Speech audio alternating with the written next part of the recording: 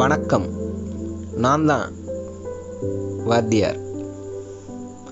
முன்பெல்லாம் ஊரில் எந்த முடிவு எடுக்கிறதா இருந்தாலும், ஏன்பா வாத்தியார் வராரு, கொஞ்சம் விலகுங்கப்பா, இருங்கப்பா, வாத்தியார் என்ன முடிவு சொல்கிறாரோ அதையே கேட்போம் என்று வாய்க்கு வாய் புகழ்ந்து தீர்த்த வாத்தியார்களின் மத்தியில் இன்றைய நவீன வாத்தியார் பேசுகிறேன்.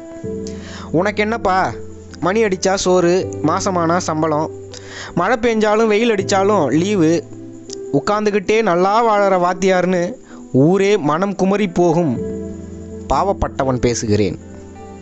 அடிபணியா மாணவனை அதட்டக்கூட முடியாமல், அலங்கோலமான மண்டையும் அரைக்கால் பேண்ட்டும் கடுக்க நீந்த காதையும் மாற்றக்கூட முடியாமல் சமூகத்தை மாற்ற பாடம் நடத்தும் வாத்தியார் நானாகத்தான் இருக்க முடியும்.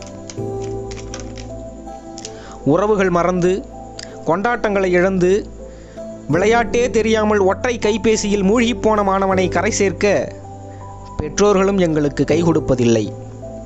குடித்தாலும் புகைத்தாலும் போதை வஸ்துக்களை வாயில் வைத்து அடைத்தாலும் அடிக்கவே கூடாதென்ற அரசாங்கம், மீறி அடித்தவருக்கு கத்தி குத்தும் கல்லடியும் விழுந்தாலும் கண்டுகொள்ளாத கயவர்கள் சூழ்ந்த சமூகம், பருவ வயது இப்படித்தான் இருக்கும் என்று அறம்பாடினால் அறுவையாக பார்க்கிறான்.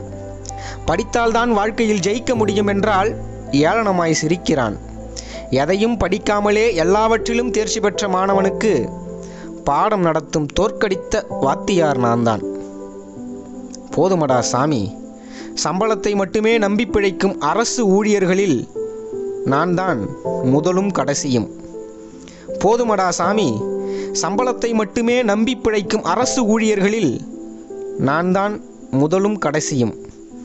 லஞ்சமில்லா ஊழலில்லா உத்தமனின் உளறுகள் இவை.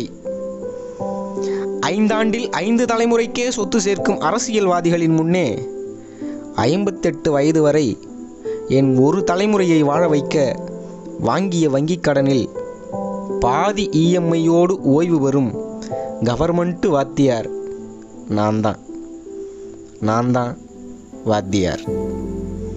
நன்றி. இவன் உங்களில் ஒருவன், தமிழினியன்.